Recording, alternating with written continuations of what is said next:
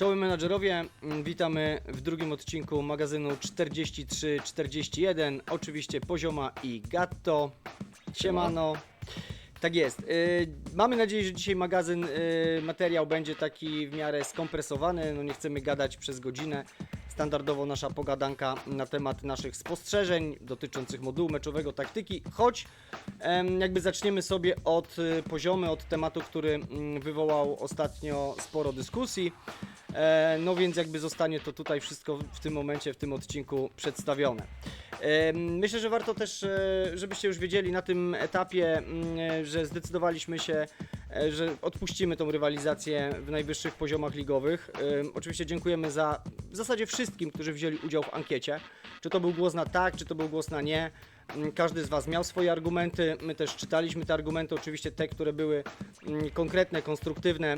Doszliśmy do takiego wniosku, że myślę, że jeśli to pomoże Wam w rywalizacji, albo inaczej spowoduje to, że rywalizacja będzie bez różnego rodzaju uszczypliwości, że jakby no generalnie rzecz biorąc będzie ona sprawiała Wam większą frajdę, no to automatycznie tutaj nie ma żadnego problemu, żebyśmy sobie te kluby główne wycofali jakby z rywalizacji na najwyższych ligowych poziomach.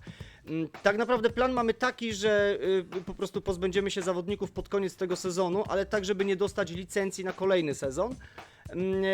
Więc żeby no nie było walkowerów w tych najwyższych ligach. W związku z tym pewnie ktoś z Was będzie mógł dostać ekstra awans właśnie w kolejnym sezonie, no to zobaczymy. W każdym razie jakby nie traktujcie tego negatywnie, mam nadzieję, że to będzie dobra, pozytywna informacja. Zresztą będziemy cały czas z Wami, jeśli chodzi o magazyny, jeśli chodzi o nagrywki dotyczące taktyk. Mamy też plan, w jaki sposób możemy przysporzyć kilku dobrych zawodników w tej grze, a mianowicie będziemy sobie prowadzić szkółki adeptów po to, żeby ich tam w wieku 15-16 lat wystawiać na listy transferowe, więc pewnie tam co sezon pojawi się kilku zawodników od nas. Czy nam wyjdą lepiej, czy nam wyjdą gorzej, zobaczymy. Pozioma? Jasne. Nie, no 100% tak. Będziemy po prostu prowadzić szkółki adeptów. Będziemy dostarczać Wam na pewno ciekawych zawodników. Nie wybranym graczom, ale wszystkim tak naprawdę bez znaczenia. Zobaczymy, jak to będzie wyglądać w przyszłości. Dokładnie tak, to też słuszna uwaga, że nie będzie się można dogadać z nami, czy mamy zawodnika, którego będzie można kupić. Po prostu oni będą wystawiani na listy transferowe, więc pełna aukcja, przepraszam, pełna licytacja tych zawodników będzie, więc no zainteresowanych, oczywiście będziemy o tym informować wcześniej, no więc zainteresowanych takimi transferami już teraz zapraszamy do tego, aby gromadzili odpowiednie zasoby finansowe. No nie wiadomo, do jakich sum te licytacje będą mogły dojść. Okej, to chyba tyle słowem wstępu, tak na dobrą sprawę. Zacząłem tutaj, wrzuciłem pierwszy slajd, aktualną tabelę Ligi Adeptów, bo od tego sobie zaczniemy.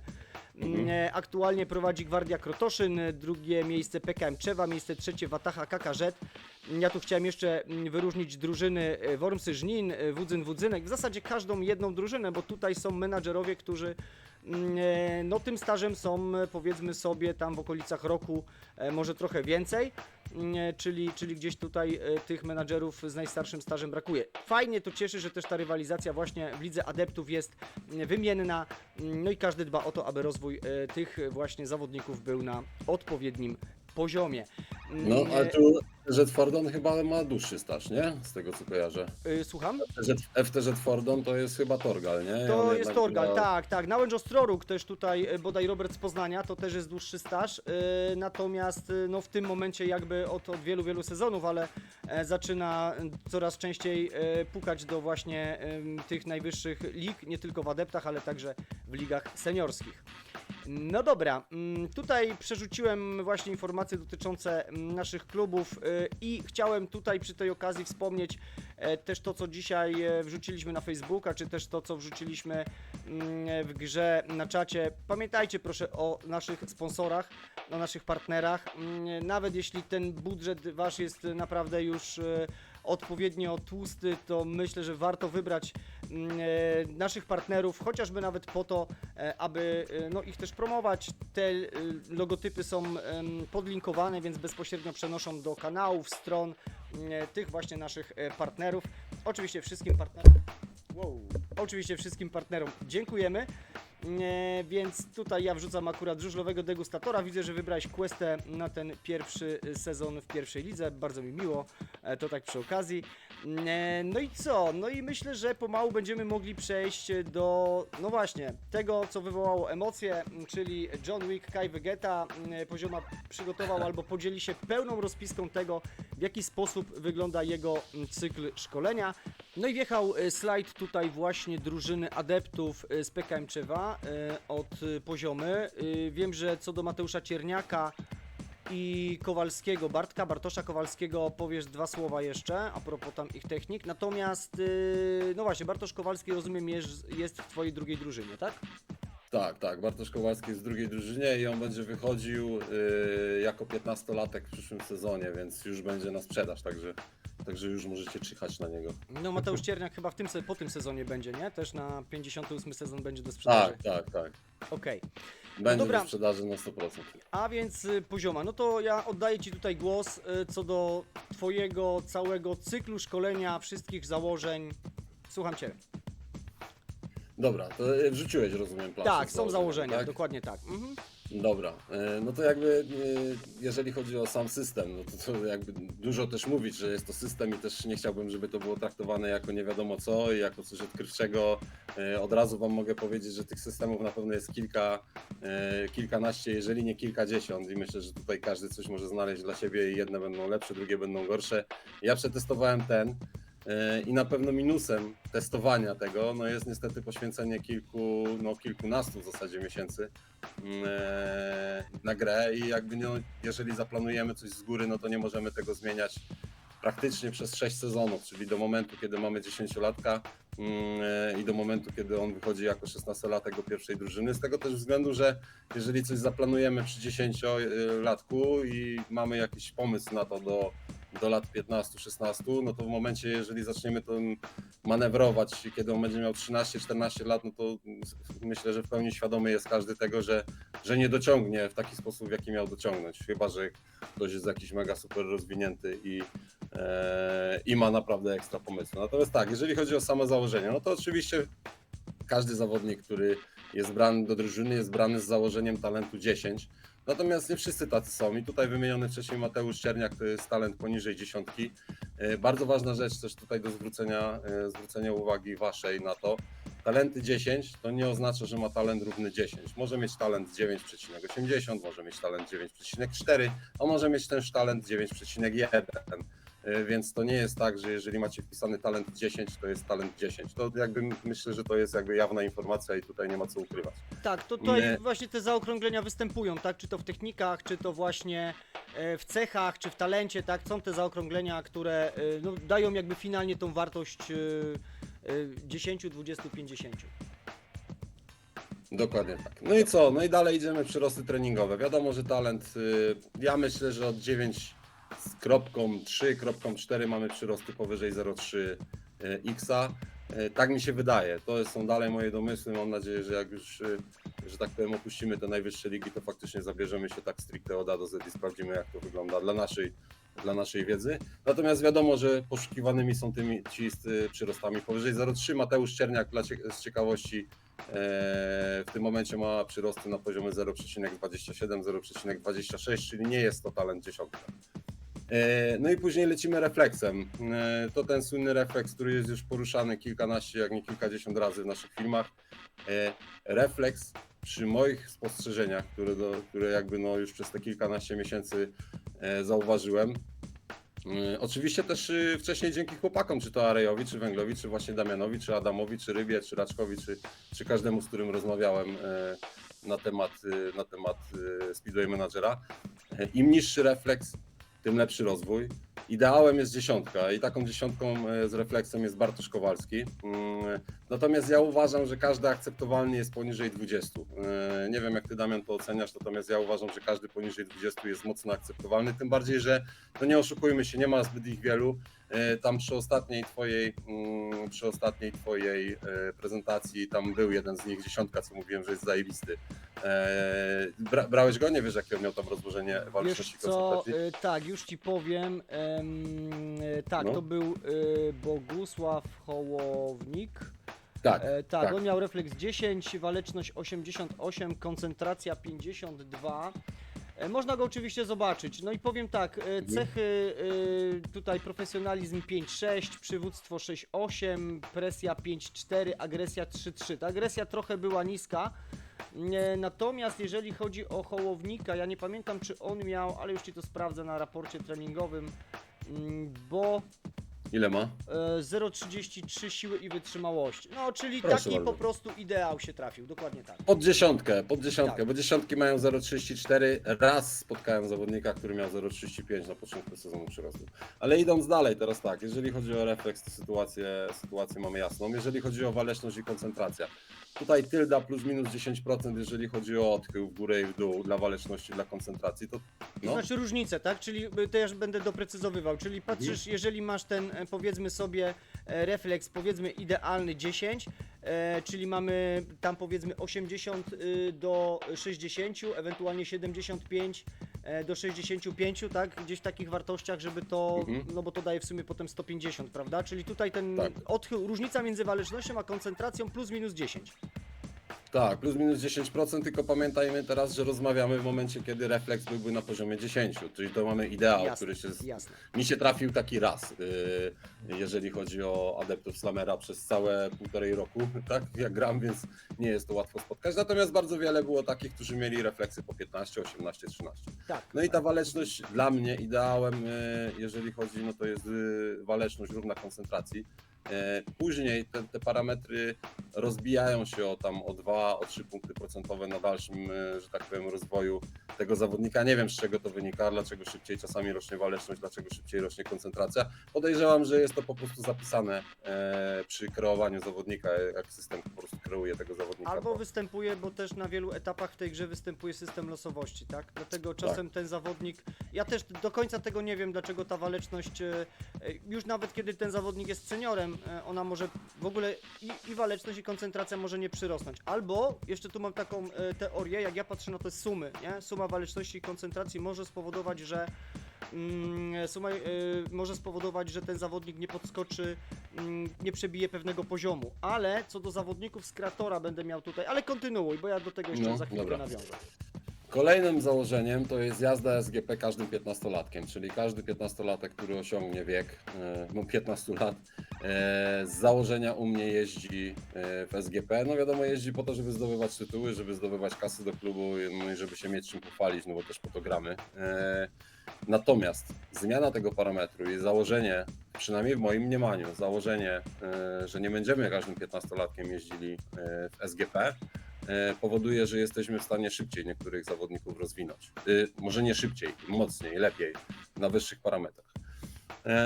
No i tak już bardziej opisowo, niebiescy zawodnicy, których zaraz Damian Wam będzie wyświetlał, to są zawodnicy, którzy teoretycznie oczywiście, no bo tutaj mamy samych Iksińskich, imiona są tylko zmienione, natomiast teoretycznie każdy z niebieskich zawodników jest brany do pierwszego składu, w sensie szkolony do pierwszego składu. Zawodnicy oznaczeni kolorem zielonym są zawodnikami właśnie na wypadek kontuzji któregoś z niebieskich zawodników, czy na wypadek braków kadrowych, które możemy mieć też, czy na wypadek, po prostu na zarobek na liście transferowej, no bo też gdzieś tam szkoleni, to, że nie szkolimy wszystkich na maksa, nie znaczy, że oni nie są dobrzy. To jest pytanie później, kto ich przejmie po was i kto jak to rozwinie. No jakby znakomitym przykładem jestem ja, gdzie czy to od Damiana, czy od Araja, czy od Węgliego dostałem tych zawodników, gdzieś tam byłem w stanie ich podbić. Tak, Michael do Jackson, góry. tak. Tak, na przykład Michael To Jackson. do dzisiaj Dokładnie. będę pamiętał po prostu, co się z nim wydarzyło. Dobra. Dobra, czyli tak reasumując, nie, stawiasz na jednego zawodnika na te pełne sezony, on jedzie w tym zawodach po prostu supporter Grand Prix, a tamtych pozostałych co? Nie. 3-4 w drużynie adeptów to masz takich w cudzysłowie zapchaj dziurę takich doparowych, żeby oni jeździli, ale jakby stawiasz w całym tym cyklu na tego jednego? Tak, znaczy nie. No jak odpalmy teraz ten. Dobra, tą no pierwszą- jesteśmy, tą dobra, pierwszą jesteśmy fazę. już na tym slajdzie, gdzie się zaczyna ten cykl. No i to jest założenie oczywiście cyklu szkoleniowego moje. Przypominam jeszcze raz, że jest to moje założenie. Występuje ich na pewno kilkanaście, jak nie kilkadziesiąt. Już sam wiem, co mógłbym zmienić na, że tak powiem, na lepsze, żeby ci zawodnicy wyglądali lepiej po tych 6 latach szkolenia. Natomiast przy założeniu, że mamy zerowy klub, zaczynamy od zera. Biorę sobie pierwszych 5 adeptów. 4 w zasadzie mam na start, więc dobieram 5 po to, żeby w razie któryś złapał kontuzję, no to żeby była podmianka. I teraz bardzo ważne, pierwszy, na którego postawimy, przynajmniej pierwszy, na którego ja stawiałem, jeździł w pierwszym sezonie i SGP i turniej par, co dawało mu niesamowitego boosta. Ja w ogóle uważam, że im młodszy zawodnik, to tylko moje spostrzeżenia oczywiście, bo każdy może mieć inne. Natomiast im młodszy zawodnik jeżdżący w SGP, tym lepiej dla jego techniki jazdy. Generalnie tak, szybciej tak, ją to- nabija. Proponuję też, aby każdy, to mogę tutaj, to też jest moje spostrzeżenie i to jest ciągle moja bolączka. Ja postawiłem na zawodnika u siebie z kreatora Felixa Damiansona, który jeździł no właśnie, dlatego ty dostałeś tego Jacksona, bo Damianson szedł jako 10-latek i on jeździł po prostu wszystko. Założenie było takie, że on się musi rozwijać od 10-latka. Tam oczywiście gdzieś miksowałem w tak zwanym międzyczasie, ale zauważcie sobie właśnie, że największe, kiedyś prowadziłem takiego Excela, gdzie co sezon wpisywałem, wiesz, zmieniałem wartości właśnie technik. Największe skoki, największe przyrosty są, kiedy ten zawodnik jest najmłodszy. I to warto zaobserwować, więc jeżeli go wozimy w SGP czy w parach, oprócz oczywiście Ligi Adeptów, no to tym szybciej ten zawodnik się rozwija. Co będzie z korzyścią Tak, dla niego no. w przyszłości, to jest ważne. No i fajnie tutaj ten Adam Iksiński, 10-latek, fajnie tutaj mieć kreatora. Nie mówimy o tym, jak powinien być zbudowany, bo myślę, że jak ktoś chce, to już sobie to wynajdzie. Natomiast ze względu na to pierwszy kreator w klubie głównym, jeżeli nie mamy jeszcze partnerskiego, to spowoduje, że on się niesamowicie wybije. I teraz patrzcie, Adam Iksiński wskakuje na 11 lat. Dobieramy sobie kolejnych dwóch, czyli 10-latków, Feliksa Iksińskiego i Grzegorza Iksińskiego.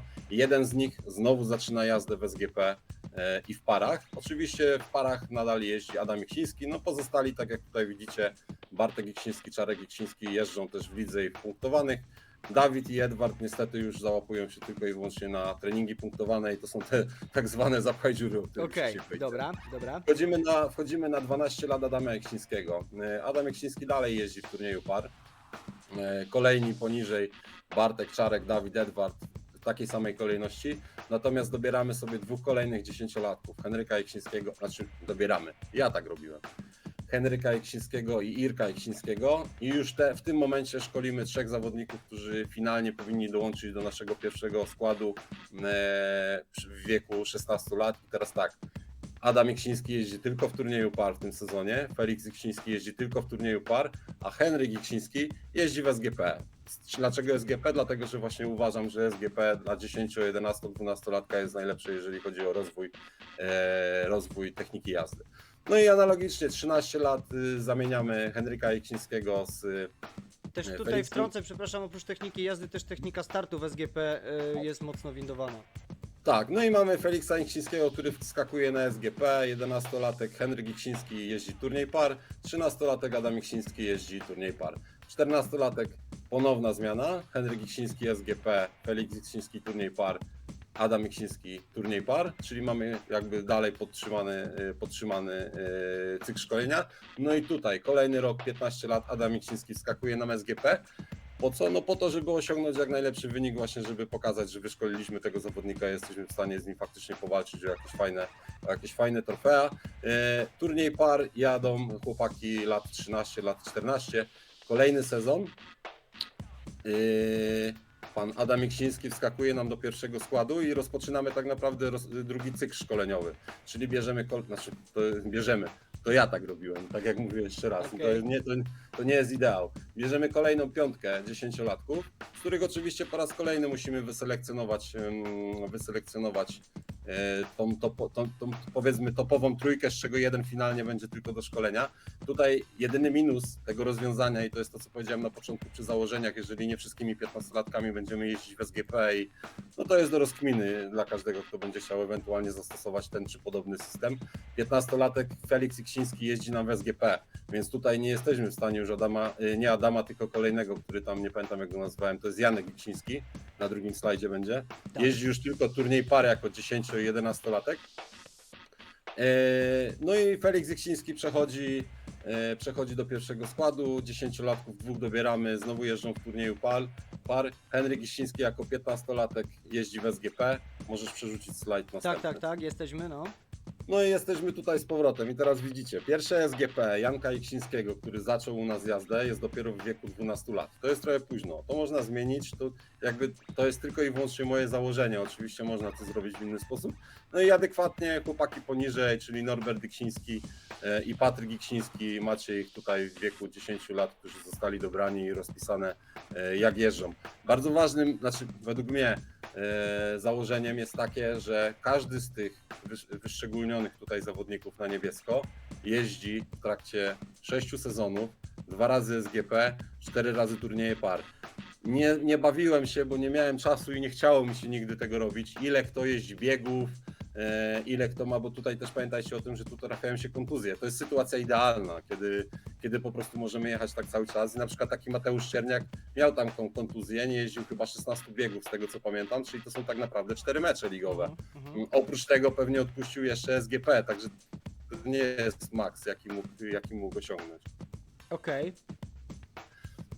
No i tyle, no i co, kolejne dalej rozpoczyna się trzeci cykl szkoleniowy, leci on podobnie jak drugi. Tak naprawdę przy pierwszym najważniejsze jest to, jeżeli by wchodził tutaj nam kreator, jeżeli tutaj mamy jeszcze jakichś graczy, którzy nie stworzyli kreatora, to fajnie jest zacząć od tego kreatora w wieku 10 lat na SGP i na turnieju par, bo ciśniemy go na maksa. Maksymalne CU, jakie mi się udało uzyskać przy 10-latku i przy rozpoczęciu sezonu jako 11-latek, bo wiadomo, że on tam miga jeszcze między sezonami, to jest 43. To jest naprawdę bardzo Zaczynał dużo. od 36, tak? Bo kreator co do zasady 36, jakby sumę tak. daje, tak, CU daje 36. Tak, zaczynał od 36, więc tu fajnie. Oczywiście, jak ktoś sobie dobrze pomyśli, jest w stanie bez problemu zazębić to klubem partnerskim w ten bądź inny sposób, bo tak jak mówię, tutaj kombinacji jest naprawdę mnóstwo. Trzeba by było siąść, policzyć to, poświęcić kilka dni na to, żeby to zbadać, później zobaczyć, jak oni się faktycznie zachowują, czy te przyrosty są poutrzymywane, czy nie. To jest tylko i wyłącznie to, co ja dostrzegłem przez w zasadzie te 1,5 roku. Dostrzegłem to, jeszcze raz podkreślę, dostrzegłem to dzięki chłopakom i tutaj nie umniejszam im w żaden sposób, bo gdyby nie oni, to pewnie bym dochodził do tego dużo dłużej. Natomiast dużo też kwestii zostało mi przedstawionych na samym początku, jak krowie na rowie. I nie, tak jeszcze raz to podkreślę, nie jestem żużlowy, nie interesowałem się żużlem, ale pamiętajcie o jednym, to jest gra menadżerska, to nie jest żużel. Tutaj nie jeździ Bartosz Zmarzlik, tutaj jeżdżą chłopaki, którzy są Tutaj jeżdżą wykreowani przez piksele, nas. jak ktoś kiedyś powiedział. Tak, jeżdżą chłopaki wykreowani albo przez nas, albo przez Slamera, albo po prostu przez skauta i to od was zależy, kogo wybierzecie, na kogo będziecie stawiać, w jakich zawodach będzie jeździł i tak dalej, i tak dalej. Taką w zasadzie kończąc, bo i tak już długo gadam, jedyny minus tego rozwiązania, jaki zauważyłem, znaczy jedyny, jest ich więcej, ale tu jakby o jedynym głównym powiem, bo tu też nie o to chodzi, żeby się rozwodzić. Zawodnicy w taki sposób ciśnięci w 4., w 5. tygodniu, czyli w zasadzie powiedzmy tam od tej 10. kolejki w górę, lubią złapać kontuzję. Więc bardzo istotnym jest w tym momencie robienie odnów biologicznych, robienie serwisów, robienie treningów punktowanych. Pamiętajcie, no tutaj akurat treningi są wymienione, odnowy i serwisy nie. Wiadomo, każdy gra tak jak chce, ja tutaj nikogo nie zmuszam do tego, że ma płacić czy nie płacić, czy to jest pay to win, czy nie jest pay to win, to nie o to chodzi. To jest gra. Jakby gramy po to, żeby wygrywać i jeżeli ktoś chce, no to ja myślę, że tutaj nie ma żadnych przeszkód i tak jak mówię, ja sam już teraz wiem, kończę już Damian, sam już teraz wiem, że tych sposobów na wyszkolenie tych zawodników jest dużo więcej. To jest jeden z przykładowych. I ten, który działa, ten, który dał Johnowi Wickowi te tam 90 ileś tam 2, czy ileś tam w którymś tam wieku, już nawet nie wiem, bo ja też, żebyście mieli tego świadomość, ja nie print screenuję tego co sezon. Ja nie patrzę, czy jemu tam przyrosło +3, czy +5, czy +8, czy -2. Ja po prostu trzymam się założonego planu w zasadzie 10 sezonów temu. I według tego jadę i to mi się spina. Jakby samym faktem jest to, że w tym momencie w pierwszej lidze w top 3 jest 2 moich juniorów. No przypadek? No chyba nie.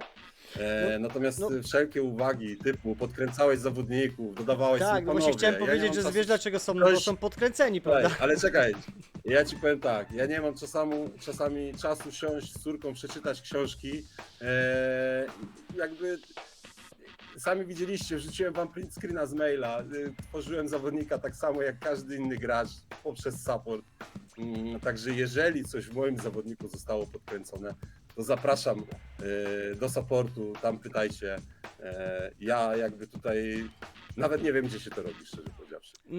Tak, no więc jakby do tego tematu konsoli, w ogóle zmiany, podkręcania, no szkoda, znaczy staramy się wam to mówić, ale no z automatu po pierwsze nie tworzymy tych zawodników, jeżeli chodzi o adeptów, nie siedzimy w konsoli, nie sprawdzamy parametrów, nie tworzymy, nawet naprawdę nie wiemy gdzie to zrobić. Natomiast teraz już z racji tego, i zresztą takie było nasze założenie od samego początku, że nie możemy nawet tego wiedzieć, jeśli chcemy grać. Ja wiem, że tutaj ta kwestia będzie różnie przez wielu rozpatrywana, bo niektórzy pamiętają czasy, które miały miejsce 3 lata temu, ale to będzie Adam pamiętał, kiedy braliśmy tą grę. Pierwszym naszym założeniem będzie to, że gra będzie uczciwa, a każdy z nas, kto będzie grał, nie będzie po prostu zauważcie, żaden GM od początku nie miał dostępów adminowskich. Takie było założenie chociażby nawet, tak? Ja podpisałem się jako admin tam od dopiero po 2 ponad latach. Natomiast jakby dużo by o tym opowiadać, to nie jest materiał i też nie mamy potrzeby się z tego tłumaczyć, bo nikt z nas złego nie zrobił. Dobra, to jeszcze tutaj przejdźmy pozioma właśnie do Cierniaka. Właśnie mamy Mateusza Cierniaka. Znaczy ja bym chciał powiedzieć tak, jeżeli chodzi o Mateusza Czerniaka, to jest 15-latek, talent na pewno poniżej 10, przyrosty 0,27. Nie pamiętam z jakim refleksem, walecznością i koncentracją był brany, ale tak jak widzicie, waleczność z koncentracją są bardzo zbliżone do siebie. Zakładając, że on ma 15 lat, to myślę, że refleks, waleczność z koncentracją były w okolicach tych 70 plus minus te 5 punktów procentowych, czyli refleks zapewne był 13 albo 15, tak mi się wydaje. I co ciekawe, teraz zobaczcie, następnym slajdem jest jego doświadczenie. Tak. Jeżeli odniesiemy je, jakbyś mógł na szybko przeklikać teraz na Bartka Kowalskiego, który będzie następny, jedynym czym się różni od Bartka Kowalskiego, znaczy nie, przepraszam, niczym się nie różni od Bartka Kowalskiego, jeżeli chodzi o doświadczenie, nabicie na torach, grząska twarda, mokra, czy tor krótki, średni i długi. I to nie jest przypadek, ze względu na to, że ja bardzo podobnie zmieniam nawierzchnię do treningu. Chciałem wam to pokazać, bo jeden jest 14, drugi jest 15-latkiem. Bartek Kowalski będzie dużo lepszy niż Mateusz Cierniak. I to nie wynika tylko z tego, że Mateusz Cierniak jest niższym talentem, ale wynika to też z tego, że Bartek Kowalski miał tylko jeden bieg odpuszczony, chyba czy 2 biegi odpuszczone, a Cierniak miał ich 16. To są 4 spotkania. Natomiast parametry, to o Cierniaku powiedziałem, jeżeli chodzi o Kowalskiego, to zobaczcie, 14 lat, refleks na poziomie 49, czyli przez 4 sezony, no powiedzmy, że 4 sezony, no bo 5 sezonów, przepraszam, bo ten się kończy już, znaczy no powiedzmy, że się skończył, mamy 49, 39 punktów procentowych urosło mu przez 5 sezonów, 39, waleczność z koncentracją 76. Ja uważam, że przez to, że nie miał kontuzji, te parametry waleczności i koncentracji są identyczne, natomiast sezon albo 2 temu one się różniły 2 punktami. Nie wiem nawet kiedy to się stało, że one się zrównały, bo tak jak mówię, aż tak tego nie śledzę, nie mam na to czasu. No ale jest dobity, jest dobry, jest na normalnej nawierzchni, więc można z nim konie kraść. Słuchaj, czyli tak naprawdę wiesz, no jakby fajnie, dzięki za to wyjaśnienie, było tego dużo, będzie zawsze każdy mógł sobie cofnąć po prostu i spisać całą receptę, która tam jest. Oczywiście, słuchajcie, to tak jeszcze raz też warto na to zwrócić uwagę, to jest temat, na który zwrócił pozioma. Ja też o tym gdzieś tam w prywatnych wiadomościach pisałem z kilkoma menadżerami, wspominałem o tym, jak, no bo niejedną rozmowę też odbyliśmy, jak właśnie pozioma mówił o tym, że no właśnie po iluś tam sezonach właśnie chyba doszedł do tego, że ma pewien plan, ma pewien system to bo pamiętasz po tym, jak zdobyłeś pierwszy tytuł i ci tych 15-latków wszystkich zabrało, że będziesz od teraz budował już według nowego planu, bo sobie to rozpisałeś, tak?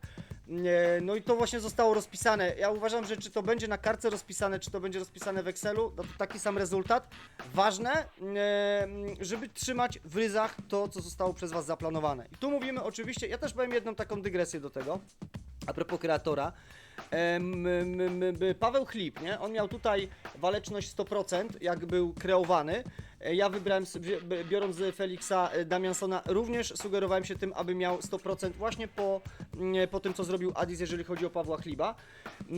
I teraz tak, waleczność, no wiadomym jest, że u Pawła i u Damiansona są po 100%, ale Paweł Chliba 36 lat, jego koncentracja wynosi 79, ona być może o ten jeden spadła, natomiast u mnie Damianson ma, słuchajcie, lat 25 i ma tą koncentrację na poziomie 80. Nie wiem, Adis, do którego poziomu Chlip dojechał, natomiast ja tutaj widzę tą różnicę, ona prawdopodobnie wynika z cech tego zawodnika, no bo słuchajcie, cechy też będą mieć te drobne detale, ale mają wpływ też na rozwój tego zawodnika, na jego treningi, na jego waleczność, na jego koncentrację. I o tym już możemy w zasadzie powiedzieć otwarcie, bo też wiedząc o tym, że po tym sezonie spadamy w dół, po prostu będziemy wchodzić w bebechy gry, więc to nie jest tak, że słuchajcie, nawet ta lojalność, która wydaje nam się, że jest parametrem martwym, do niczego nie przywiązanym. Popatrzcie, jak myśmy długo trzymali wersję, ja nawet ją trzymałem, wszyscy ją trzymali. Lojalność jest parametrem martwym. Otóż nie, lojalność nie jest parametrem martwym i ona wpływa na rozwój zawodnika i na jego wyniki w meczu. Nie będziemy tego odkrywać czarno na białym, bez obawy, nie będziemy pokazywać algorytmu, wiem, że wielu miałoby ochotę go zobaczyć, ale nie, tego nie zrobimy, natomiast będziemy pewnie reagować na wasze pytania, odpowiedzi, właśnie już teraz przy tej okazji krótka minuta na reklamę. Dobra, dawaj Pozioma, co tam jeszcze? Ja bym jeszcze tylko jedną rzecz zarzucił. Jeżeli tam są menadżerowie, którzy mają problem z wysokością parametru techniki jazdy u Johna Wicka, weźcie SGP, top 16 najlepszych riderów i przeklikajcie sobie zawodników i popatrzcie, jakie tam mają techniki startu i zobaczcie, który ma 8.6 w wieku 15 lat, który ma 8.4 w wieku kurczę tam 14. Bo ja uważam, że John Wick i tak nie osiągnął maksa. Ale- Wiesz co, ja też w ogóle wiesz, no też te prywatnych różnych wiadomościach wiele osób zwróciło na to uwagę, niektórzy humorystycznie, że Johnny Wick, ale wielkie mi co, nie? Także żaden jakiś kozak, nie? Natomiast no to gdzieś tam nakręciło tą falę, stwierdziliśmy, że jak to tak ma właśnie gdzieś za każdym razem pobudzać, a to raz na czas wybuchnie, słuchajcie, to jestem Tak. tego pewny, ja że jestem tu ponad 3 lata, to się za każdym razem gdzieś tam pojawia, że wybucha jakaś tam niepotrzebna dyskusja, dlatego też lepiej jak my sobie zejdziemy na dół, a grę zostawimy wam, zostawiając wam też, no ten powiedzmy sobie, tą taką receptę poziomy, natomiast z receptami jest tak, że tak humorystycznie, że Wracam w każdym do domu towarzystwa. bigos inaczej smakuje, no więc teoretycznie rzecz biorąc, w waszych przypadkach również wasze pomysły, być może to co zrobił Pozioma zmodyfikujecie i ten bigos będzie smakował inaczej, ten zawodnik po prostu będzie lepszy, lepiej jeździł. Ja jeszcze jedną dygresję dodam, to, że on w wieku juniorskim jest na takim poziomie, to jego seniorzy dogonią. Ja jestem o to Oczywiście. spokojny, że przed Oczywiście, że 30, ci, którzy, ja tak przecież patrzę na swoich, ja mam tam w wieku, potem te limity, no bo ci zawodnicy dojeżdżają do tych poziomów 9, ponad 90, nie? Techniki startu, techniki jazdy parą, one już są na takim poziomie, że no, tu już nie ma, tu każdy jeden po prostu dogoni, kto był na przykład z talentem 9 bądź 10 jest w stanie podjechać. Szymon Woźniak, zawodnik, który jest chyba kapitanem w Wormsach Żnin, jest z talentem 9, też zobaczcie na jego cechy, sprzedałem go, bo też mi się nie mieścił w składzie, no szacun tutaj dla Mata za to, że go też rozwinął dalej, nie? Więc jakby no, jakby myślę, że jest o czym, jest nad czym pracować, o, że tak Znaczy powiem. ja jestem 100% pewien, że jest nad czym pracować, bo ja już widzę, co bym zmienił w tym, co tutaj wrzuciliśmy wam z tego Excela. No ale no musicie badać to sami, zobaczyć, co Dobra. tam się da. Bo tam się da dużo rzeczy. Ja zrobię w tym momencie przerwę na taką małą, nazwijmy to reklamę, ale słuchajcie, dzięki bardzo za to, że jesteście z nami. Dziękujemy wam za lajki, za subskrypcję. Oczywiście każdy komentarz, każdy like mile widziany. Zadawajcie oczywiście pytania pod tym odcinkiem, zadajcie pytania pod tym odcinkiem, tak będzie prawidłowo, przepraszam, tak żebyśmy mogli też, czy Pozioma, żeby mógł w kolejnym odcinku po prostu na to odpowiedzieć. Ponieważ to był jakby no, główny temat tego dzisiejszego materiału, to ja zasugeruję tutaj jeszcze kilka takich rzeczy, które będą nawiązywały trochę do poprzedniego odcinka. Ale też które jakby odniosą się do realu, tak? Też nawiązując do tego, co było tam rozpisywane. Zacznę od tutaj meczu akurat Speedway Team Węgli, Adis Gorzów Speedway Team wygrywa Węgli u siebie 49-41, ale pamiętajcie, zwróćcie uwagę, bieg 15, Paweł Chlip, Kuba Żelazko wygrywają ten bieg 4-2. Nawiązuje do poprzedniego odcinka, że ta para regularnie wygrywa. Natomiast ja też chciałbym tutaj zwrócić uwagę na Bartka Kowalskiego z kolei u Węgliego. On w tym meczu zrobił 8 punktów, 3-3-2 i taśma. W ogóle to zwróciłem uwagę też a propos Węgliego, że Hansen i Smektała, kiedy jechali w parze, też wygrywali biegi 15, natomiast Red Bull ze Smektałą tego biegu 15 chyba w tym sezonie nie wygrali. To taka moja dygresja tutaj, jak obserwowałem wyniki. I słuchajcie, to jest to, Bartek Kowalski w biegu 4 robi czas pod rekord, w ogóle wygrywają gospodarze ten bieg 5-1, rekord toru to jest 50-82 tor krótki u Węgliego, natomiast Bartek Kowalski robi 50-87, nie? I to był ten argument pod tytułem zawodnik junior robi rekord pod toru. Dlaczego? Rekord, Dlaczego? jedzie pod rekord toru. I teraz tak, Pozioma, co byś powiedział? Dlaczego według Ciebie? Znaczy, najczęściej to się dzieje w biegu 4, czasem w biegu 8, ale zaraz też powiem, na co proponuję Wam zwrócić w tym wszystkim uwagę. Znaczy, jeżeli chodzi o mnie, jakby Open mówić, no to jest pierwsze miejsce. Znaczy w sensie, no czerwony kask, tak? Pierwszy tor. To Pierwsze realne. pole startowe, tak. I teraz słuchajcie, Proste. pierwsze pole startowe i co jeszcze? Jest jeszcze druga. Pierwsze pole startowe, nie wiem, co masz drugiego na myśli, ale to co pierwsze, co by mi przyszło na myśl, to, bo jakby nic poza tym ciężko. Nie wiem, doparowy, nie wiem. co Słuchaj, mam tak, no powiedzieć. ja zwróciłem z uwagę Smackdown. tutaj na 3 rzeczy. Ja tutaj w zasadzie na 3 rzeczy zwróciłem uwagę. Pierwsza z nich to jest właśnie pole startowe. I też w Speedway Manager pole startowe ma znaczenie. Ja wiem, że to Oczywiście, że tak. nie wygląda tak na wprost i my, nawet ja zauważyłem, że kiedy powielam pewne schematy tego samego ustawienia, to ja pewnych różnic nie widzę. Nie mamy tej statystyki, w ogóle pomyśleliśmy, że to mogła być fajna statystyka, która mogłaby się pojawić w tej grze jako dodatek, nie? Czyli który zawodnik z którego pola albo które pole najlepiej chodzi w danym meczu, ale też zaczęliśmy w niektórych naszych materiałach, gdzie pokazujemy wyniki meczów, właśnie robić, ja to robię oczywiście w Excelu, jest jakaś tam formuła na to, więc przyklejam tabelę biegową w dużym uproszczeniu mówiąc i ją po prostu przeliczam tabelami przestawnymi, jeżeli ktoś tam w Excelu operuje, to tak wygląda to i mi przelicza wtedy, który zawodnik albo które pole startowe, ile miało zwycięstw, ewentualnie ile punktów zdobyto. Teraz i tego też nie zrobiłem, należałoby to zestawić z danym zawodnikiem, z jego technikami, no to już się robi nam kolejne przeliczenia i wtedy moglibyśmy na to wpaść. Ale druga rzecz, tutaj jedzie kapitan, sekunda Pozioma, bo wymienię wszystkie, tutaj jedzie kapitan i tutaj no, najczęściej ten pod rekord toru jedzie zawodnik gospodarzy. Nie zawsze, ale jedzie, czyli tor pierwszy, tu zakładam Bartek Smektała jest kapitanem, no Paweł Chlip łapie taśmę, więc automatycznie go nie ma. No więc dlatego też, no w realu przecież też tak jest, że nie wiem, Maciek Janowski holował nieraz juniora, tak? Wszyscy mu bili brawo tam parę sezonów temu, że świetnie jeździ parą.